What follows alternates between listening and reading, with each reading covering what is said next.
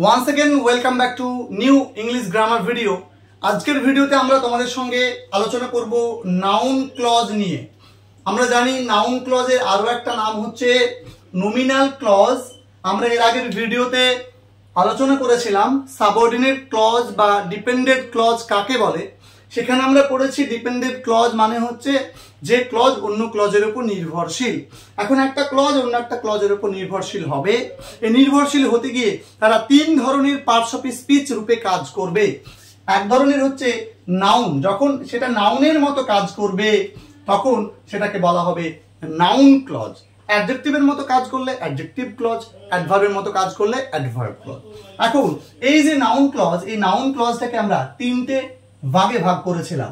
তাহলে ভাগগুলো কি কি একটু আমরা গুছিয়ে নেব। ভাগগুলো কি আগের ভিডিওতে আমরা দেখেছিলাম ভাগগুলো কি কি। এক নম্বর আমি বলতে পারি সাবজেক্ট ক্লজ, দু নম্বর আমি বলতে পারি অবজেক্ট ক্লজ, তিন নম্বর আমি বলতে পারি কি তো অ্যাপোজিটিভ ক্লজ। এখন তিনটে ভাগ এবং তাদের বেশ কয়েক রকমের ব্যবহার আমরা উদাহরণের সাহায্যে বিষয়টাকে বোঝার চেষ্টা করব। নাম্বার ওয়ান এক্সাম্পল দেখো, আমি একটা উদাহরণ দিলাম, what he says is true. এখন দেখো তো ভালো করে যে ইজটা হচ্ছে একটা ভার্ব, তাহলে ইজের আগে একটা সাবজেক্ট না। ভালো করে দেখো, হোয়াট হি সেজ, সে যা বলে তা হয় সত্য। তাহলে কি সত্য? সে যা বলে। এই যে কি প্রশ্নের উত্তর যেটা পাই সেটাই হয়ে যায় নাউন ক্লজ। দেখো এটা নাউন, আমরা জানি কোনো একটা বাক্যে নাউন সাবজেক্টের জায়গায় বসতে পারে। যেহেতু এই হোয়াট হি সেজ এটা সাবজেক্টের জায়গায় বসেছে, আমরা এটাকে বলতে পারি একটা নাউন ক্লজ। এবার এই নাউন ক্লজটা যেহেতু WH ওয়ার্ড দিয়ে শুরু হয়েছে, তাই এটাকে WH ক্লজ রূপেও কিন্তু চেনা যায় বা WH ক্লজ রূপেও কিন্তু এটাকে বর্ণনা করা যায়।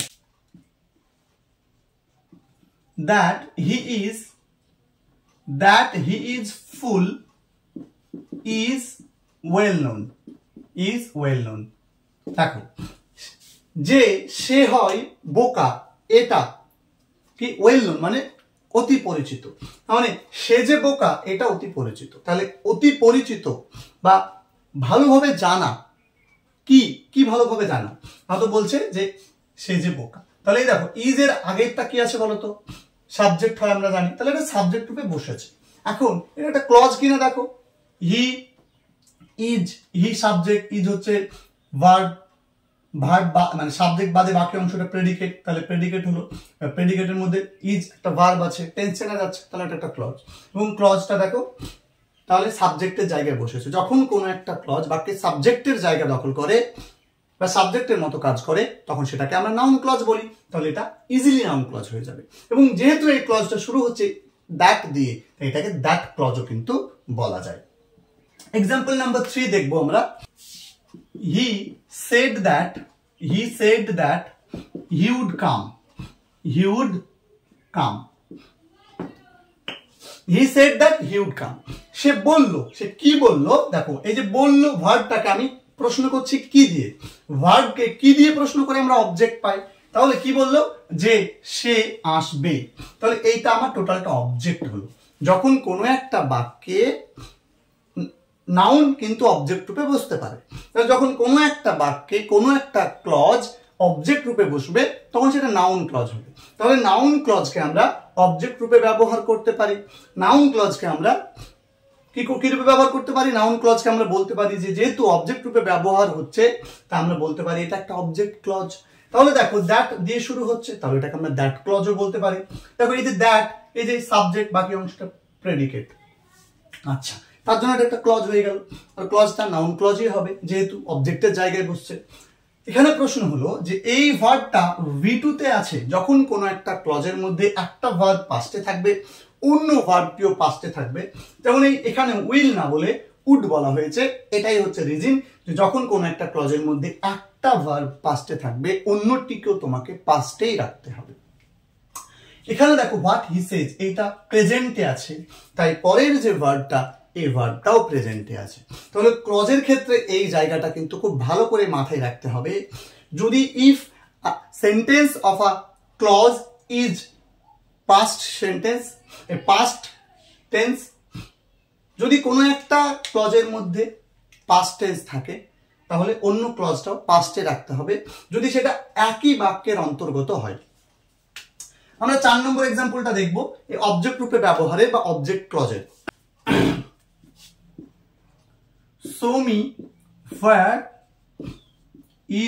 show me where you have kept it। দেখো show me এটা কিন্তু ভার্বের ভিয়ন, তাহলে এখানেও দেখো প্রেজেন্ট আছে, এটা প্রেজেন্ট মানে এটাও প্রেজেন্টে আছে, ব্যাস ক্লজের টেন্সটা ঠিক আছে। এবার দেখো এই where থেকে আগেরটা একটা ক্লজ করতে হবে, পরেরটা একটা ক্লজ করতে হবে। আগেরটা দেখো show me মানে এখানে সরাসরি ভার্ব দিয়ে শুরু হচ্ছে, সরাসরি ভার্ব দিয়ে শুরু হলেও সেটা ক্লজ হতে পারে, কারণ এখানে সাবজেক্ট নেই মানে সাবজেক্ট ইউ উজ্জ আছে। তাহলে দেখো দেখাও, কাকে দেখাও, অবজেক্ট পাচ্ছে একটা, আবার বলছে কি দেখাও না তো where you have kept it, তুমি এটা কোথায় রেখেছো সেটা আমাকে দেখো। তাহলে এই যে where you have kept it এইটা একটা বাক্যের অবজেক্ট টোটালটা, এবং অবজেক্টটা একটা ক্লজ, তাই এটাকে বলা হবে অবজেক্ট ক্লজ। অবজেক্ট কোনো একটা বাক্যে ভার্বের পর যেটা বসে সেটা অবজেক্ট হয়, আর অবজেক্টটা সাধারণত নাউন হয়, তাই এই ক্লজটাকে বলবো আমরা নাউন ক্লজ। তাহলে এই ক্লজটা হচ্ছে noun clause used as an object, বা এটা হচ্ছে নাউন ক্লজের অবজেক্ট ক্লজ। ওকে, তাহলে আমরা সাবজেক্ট ক্লজ বুঝলাম এবং অবজেক্ট ক্লজও বুঝলাম। দেখো এটা WH ওয়ার্ড দিয়ে শুরু হয়েছে, এটাকে আমরা WH ক্লজও বলতে পারি। এখন অ্যাপোজিটিভ ক্লজটা আমাকে বুঝতে হবে। দেখো এরপর আমি 5 নম্বর এক্সাম্পল থেকে অ্যাপোজিটিভ ক্লজটা ভালো করে তোমাদের বোঝানোর চেষ্টা করব। The question whether he will agree is not answered। দেখো এখানে the question প্রশ্নটা whether he will agree যে সে এগ্রি করবে কিনা is not answered সেটার উত্তর দেওয়া হয়নি। এখন প্রশ্নটা কি না তো প্রশ্নটা হলো whether he will agree সে রাজি হবে কিনা। আমরা তাহলে অ্যাপোজিটিভ কি সেটা ভালো করে বুঝতে হবে। বলছে কোনো একটা নাউনের পাশে যদি আরো একটা নাউন বসে, ভালো করে শুনবে, কোনো একটা নাউনের পাশে যদি আরো একটা নাউন বসে এবং ওই নাউনটা তার পূর্ববর্তী নাউনকেই যদি ডিনোট করে, পূর্ববর্তী নাউনকেই যদি বোঝায়, অর্থাৎ যে একটা নাউনের পাশে যদি আর একটা নাউন বসে, পরবর্তী নাউন এবং পূর্ববর্তী নাউনটা যদি একে অপরের পরিপূরক হয় বা একে অপরের সঙ্গে সমতুল্য হয়, তখন সেটাকে বলা হয় অ্যাপোজিটিভ। এখন অ্যাপোজিটিভ একটা ক্লজ হতে পারে, অ্যাপোজিটিভ একটা ফ্রেজ হতে পারে, অ্যাপোজিটিভ একটা ওয়ার্ডও হতে পারে। ধরো বললাম যে রোহিত মাই সিস্টার, এই যে রোহিত, বা আমি বললাম যে মাই সিস্টার, ধরো বললাম my brother comma Rohit, my brother comma Rohit, ঠিক আছে। তাহলে এই যে মাই ব্রাদার রোহিত, তাহলে মাই ব্রাদারের একটা নাউন, তার পাশে আর একটা নাউন বসেছে রোহিত, ওই রোহিতটা হবে অ্যাপোজিটিভ। এখন অ্যাপোজিটিভটা দেখো, তাহলে কোশ্চেনটা কি এটা, তাহলে কোশ্চেন ইজ ইকুয়াল টু আমি বলতে পারি এটা, তাহলে এই অংশটা একটা অ্যাপোজিটিভ। এবং এই অ্যাপোজিটিভটা দেখো, এই অ্যাপোজিটিভটার মধ্যে সাবজেক্ট আছে, ভার্ব আছে, তাহলে সাবজেক্ট আছে, ভার্ব আছে, মানে সেটা একটা ক্লজ। আর যেহেতু এটা একটা নাউনের পাশে বসেছে এবং নাউনের সমতুল্য, তাই এটাকে বলা হবে noun clause. Got my point? তাহলে যেহেতু একটা অ্যাপোজিটিভ একটা নাউন ক্লজের মানে একটা ক্লজ, যেহেতু একটা অ্যাপোজিটিভ একটা নাউন হয়, তাই এটাকে বলা হবে noun clause user as appositive বা অ্যাপোজিটিভ ক্লজ। আরো একটা এক্সাম্পল দেখো এটার উপর বেশ করে। The news that he failed, shocked me। এখন লক্ষ্য করে দেখো এই যে নিউজটা কি না তো যে সে ফেল করেছে, নিউজটা কি না তো সে ফেল করেছে। এই যে হি সাবজেক্ট, এটা প্রেডিকেট, তাহলে এটা ক্লজ, নাউন এটা দেখো সমান, নিউজ আর হচ্ছে তার ফেল করা বিষয়, এটা একটাই সমতুল্য অংশ এবং এটা একটা ক্লজ, তাই এটা হচ্ছে অ্যাপোজিটিভ ক্লজ। অ্যাপোজিটিভ ক্লজ সাধারণত নাউন ক্লজের ভাগের মধ্যে পড়ে, সুতরাং এটাকে আমরা বলবো একটা noun clause use as appositive বা এটাকে আমরা বলবো যে অ্যাপোজিটিভ ক্লজ। বুঝতে পেরেছি? আচ্ছা, আশা করি তোমাদেরকে বোঝাতে পেরেছি এইটুকু। আমরা নাউন ক্লজের যে 3টে ক্লাসিফিকেশন বললাম, সেই ক্লাসিফিকেশন আমি তোমাদেরকে বোঝানোর ট্রাই করলাম। এখন আমি এই নাউন ক্লজের তো আরো বিভিন্ন ব্যবহারগুলো আছে, সেই ব্যবহারগুলো নিয়ে আমি আলোচনা করব। নাউন ক্লজকে আমরা বেশ কত রকম ভাবে ব্যবহার করতে পারি। আমরা সাবজেক্ট রূপে ব্যবহার করতে পারি, যেটা আমি ইতিমধ্যে বলে দিয়েছি। আমি অবজেক্ট রূপে ব্যবহার করতে পারি, যেটাও আমি ইতিমধ্যেই বলে দিয়েছি। আমি অ্যাপোজিটিভ রূপে ব্যবহার করতে পারি, যেটাও আমি ইতিমধ্যে বলে দিয়েছি। এখন আমি ব্যবহার করতে পারি কমপ্লিমেন্ট রূপে। কমপ্লিমেন্ট রূপে দুরকম ভাবে ব্যবহার হয়। কিরকম? একটা কমপ্লিমেন্ট অফ ভার্ব, আবার কমপ্লিমেন্ট অফ তোমার হতে পারে প্রেপোজিশন। ঠিক আছে? কমপ্লিমেন্ট অফ ভার্ব হতে পারে, কমপ্লিমেন্ট অফ প্রেপোজিশন হতে পারে, কমপ্লিমেন্ট অফ অ্যাডজেক্টিভ হতে পারে। এই 3 রকম ভাবে আমরা কমপ্লিমেন্ট রূপে ব্যবহার দেখতে পারি। কমপ্লিমেন্ট মানে হচ্ছে ওই যে কোনো একটা নাউনের পরিচয় প্রকাশক আরো একটা নাউন যখন কোনো বাক্যের মধ্যে থাকে তখন সেটা হয় কমপ্লিমেন্ট। আর এই কমপ্লিমেন্ট মানে হচ্ছে যে একটা বিষয়ে সমতুল্য আরেকটা, একই জিনিস, ওই অ্যাপোজিটিভের মতোই ব্যাপারটা। এক্সাম্পল দেখো, number 1, the question is when he will do it. The question is when he will do it. প্রশ্নটা কি? তো সে কখন এটা করবে। তাহলে এই ইজ ভার্বটা, প্রশ্নটা হয় কি হয় না তো কখন সেটা করবে। তাহলে এই ইজ ভার্বটার কমপ্লিমেন্ট হচ্ছে এটা।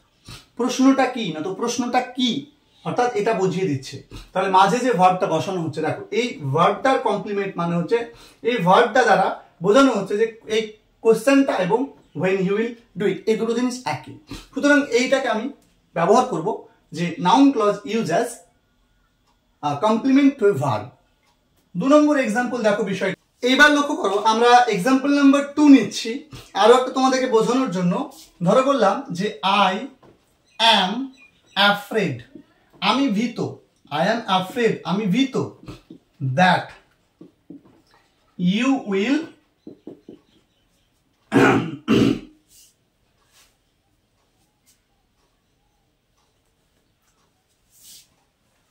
I am afraid that you will be angry. তুমি রাগান্বিত হয়ে পড়বে বা তুমি রেগে যাবে বলে আমি ভীত। তাহলে যে I am এর পরে আমরা জানি অ্যামিজারের পরে শব্দটা অ্যাডজেক্টিভ হয়। তাহলে অ্যাডজেক্টিভ বাদে এই যে দ্যাট আছে, তাহলে এটুকু একটা ক্লজ, এটুকু একটা ক্লজ। তাহলে এই ক্লজটা কি ক্লজ? Noun clause. কেন নাউন ক্লজ? এই যে অ্যাডজেক্টিভটা ভীত, কি নিয়ে ভীত?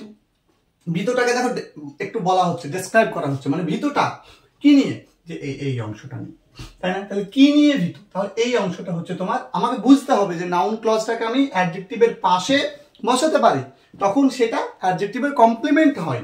তাহলে এটা হয়ে গেল আমার কমপ্লিমেন্ট রূপে অ্যাডজেক্টিভের ব্যবহার। আমি কমপ্লিমেন্ট কি তার ব্যাপার সম্পর্কে আমি তোমাদেরকে নেক্সট ভিডিওতে আমি আলোচনা করব যে কমপ্লিমেন্ট কি, কমপ্লিমেন্টের বিষয় তোমাদেরকে ডিটেলসে আমি আলোচনা করব, যাতে এটা নিয়েও তোমাদের ধরাছোঁয়া না হয় বা তোমাদেরকে সংশয়ের মধ্যে না থাকতে হয়। 3 নম্বর একটা এক্সাম্পল আমি বলতে পারি দেখো, ইউ ক্যান, তুমি নির্ভর করতে পারো, ইউ ক্যান ডিপেন্ড, তুমি নির্ভর করতে পারো অন হোয়াট হি সেজ, সে যা বলে তার উপরে তুমি নির্ভর করতে পারো। বা সে যা বললো, হোয়াট হি সেড বলতে পারো, হোয়াট হি সেড বলতে পারো, তার উপর তুমি নির্ভর করতে পারো। দেখো এখানে ইউ ক্যান ডিপেন্ড অন, এই অনটা কি একটা প্রেপোজিশন না? এই প্রেপোজিশনের পরে আমরা কি জানি যে প্রেপোজিশনের পরে কোনো নাউন বসে। তাহলে এইটা একটা, দেখো টোটাল অংশটা একটা নাউন। কেন? কারণ হোয়াট, হি হচ্ছে সাবজেক্ট, সেজ হচ্ছে ভার্ব, তাহলে এটা একটা ক্লজ। এটাতে যেহেতু প্রেপোজিশনের পরে নাউন বসে, সুতরাং এটা একটা নাউন ক্লজ। এবং এটা কি রূপে ব্যবহার হয়েছে? তো প্রেপোজিশনের কমপ্লিমেন্ট রূপে ব্যবহার হয়েছে। কেন? কারণ এই যে ডিপেন্ড অন বিষয়টা কোন কিসের উপরে, যে উপর নির্ভরতা এবং তার বলা, এই বিষয় দুটো বিষয় কিন্তু সম্পৃক্ত, এই দুটো বিষয় কিন্তু আলাদা নয়, তার জন্য এটাকে আমরা কমপ্লিমেন্ট ধরবো।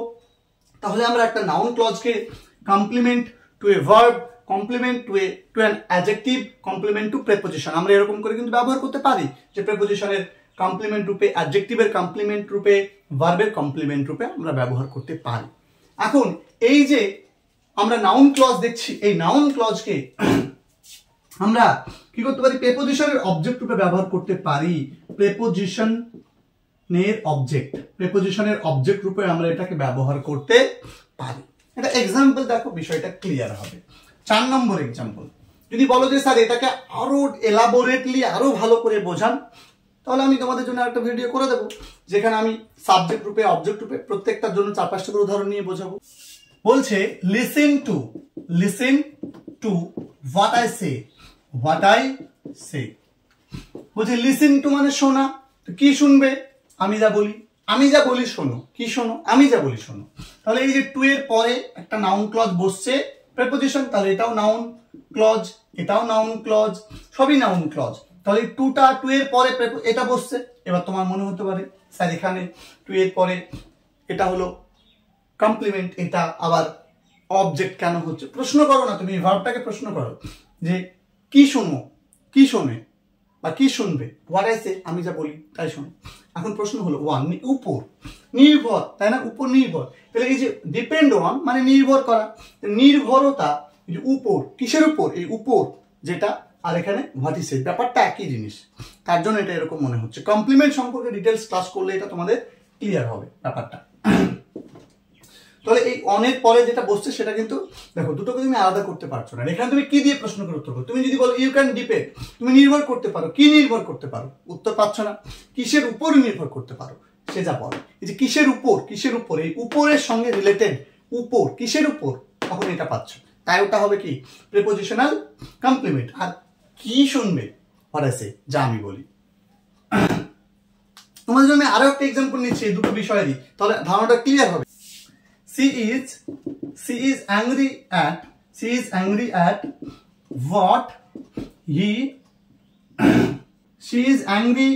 at what he said. তাহলে এই যে সে রেগে আছে, তাই না? হি ইজ অ্যাংরি অ্যাট, সে রাগান্বিত। কিসের উপর রাগান্বিত? সে যা বলে তার উপর রাগান্বিত, বা কি নিয়ে রাগান্বিত। এই যে নিয়ে, এটাও আমরা জানি প্রেপোজিশনের সঙ্গে রিলেটেড, নিয়ে শব্দটা প্রেপোজিশন, তাই না? কি নিয়ে রাগান্বিত? তাহলে সে যা বললো তা নিয়ে রাগান্বিত, বা কিসের জন্য রাগান্বিত, তাহলে কারণ বোঝাতে আমরা প্রেপোজিশন বসাই। তাহলে এইটা হয়ে যাবে কি? Prepositional complement. দেখো 6 নম্বর আমি যদি বলি যে we have little evidence,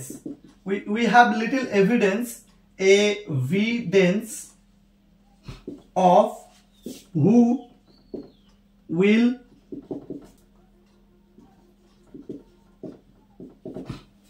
did it, যে we have little evidence, আমাদের কাছে কিছু মানে অল্প এভিডেন্স আছে, প্রমাণ আছে।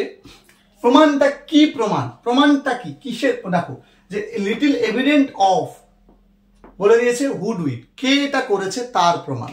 তাহলে মানে এভিডেন্টটা কি? এভিডেন্টটা হচ্ছে সে কি করেছে তার এভিডেন্ট। সে এভিডেন্টটা কি? দেখো কি দিয়ে প্রশ্ন করে উত্তর পাচ্ছে, আর এখানে কি নিয়ে, কিসের উপর, কি জন্য, এরকম দিয়ে প্রশ্ন করে তখন সেটা কমপ্লিমেন্ট ধরবো। আর কি দিয়ে প্রশ্ন করে উত্তর পেলে সেটা আমরা অবজেক্ট ধরবো।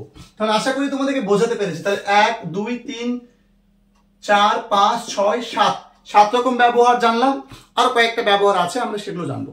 তাহলে আমরা 7 রকম ব্যবহার জানলাম। এইরকমই এই 7টা ব্যবহারই সাধারণত আমরা সবচেয়ে বেশি লক্ষ্য করতে পারি একটা নাউন ক্লজের ক্ষেত্রে। আশা করব তোমাদেরকে এই ছোট্ট একটা ভিডিওর মাধ্যমে নাউন ক্লজ কি, নাউন ক্লজ কত প্রকার, এবং এই নাউন ক্লজগুলোর ব্যাপারে তোমাদেরকে বোঝাতে পেরেছি। আমরা কেন নাউন ক্লজ হয় সেটাও বলেছি, যে নাউন ক্লজ মানে তো আমরা জানি যে নাউনের মতো কাজ করবে, তাই না? তাহলে নাউনের মতো কাজ করছে প্রত্যেকটাই। দেখো প্রেপোজিশনের পরে নাউন, এখানে প্রেপোজিশনের পরে, আমরা জানি প্রেপোজিশনের পরে নাউন বসে, ঠিক আছে? তাহলে আমরা জানি যে অ্যাডজেক্টিভ নাউনের আগে অ্যাডজেক্টিভ বসে। তাহলে যদি আমি এটাকে অ্যাডজেক্টিভ ধরি তাহলে এটা নাউনের আগে অ্যাডজেক্টিভ বসেছে। ভেরি সিম্পল ব্যাপার। তো এই ছিল আমাদের আজকের ভিডিওটা নাউন ক্লজ নিয়ে। আশা করবো তোমরা ব্যাপারটা বুঝতে পেরেছো। তোমাদের সঙ্গে দেখা হবে পরবর্তী ভিডিওতে। ভিডিওটা ভালো লাগলে ভিডিওটা সবার সঙ্গে শেয়ার করে দিও। আর আমি তোমাদেরকে যে রিলেটিভ ক্লজ এবং রিলেটিভ ক্লজ কি জিনিস, রিলেটিভ ক্লজের যে ব্যবহার, সেটা নিয়ে আমি পরবর্তীতে তোমাদেরকে ভিডিও করে জানাবো। ততক্ষণ পর্যন্ত তোমরা প্রত্যেকে ভালো থেকো, সুস্থ থেকো, সুন্দর থেকো।